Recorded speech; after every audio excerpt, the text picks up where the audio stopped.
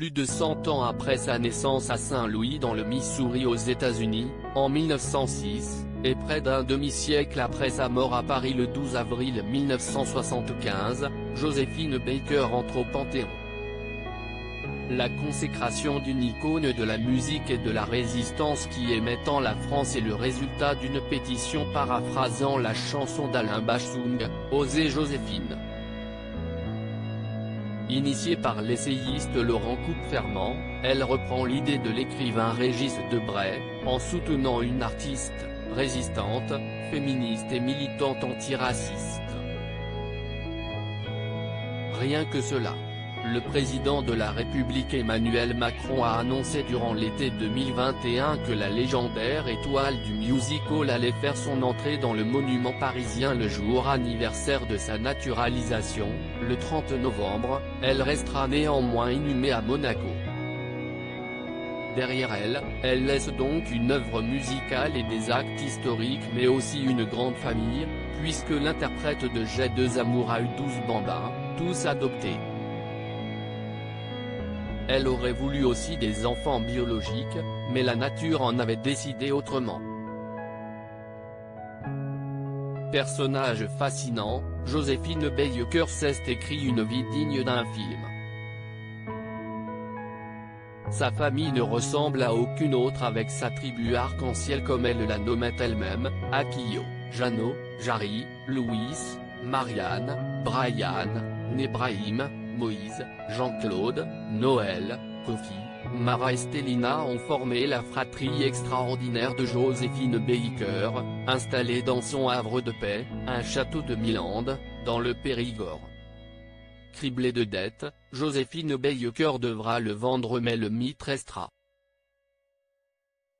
Un enfant mort-né puis une hystérectomie. On peut s'interroger sur la maternité de Joséphine Baker, elle qui aimait tant les enfants et qui voulait leur offrir l'enfance qu'elle n'avait pas eue car elle avait dû travailler très jeune pour aider sa famille. Dans la biographie Joséphine Baker in a Life de Benetta Jules Rosette, la raison est expliquée, après une grossesse à l'issue de laquelle Joséphine Baker accouche d'un enfant mort-né, elle contracte une grave infection post-partum et doit subir une hystérectomie à Casablanca en 1941. Cette infection a été provoquée par une grave maladie contractée en service commandé, écrit Le Figaro dans son édition du 15 novembre, elle sera la cause de l'infertilité de l'artiste.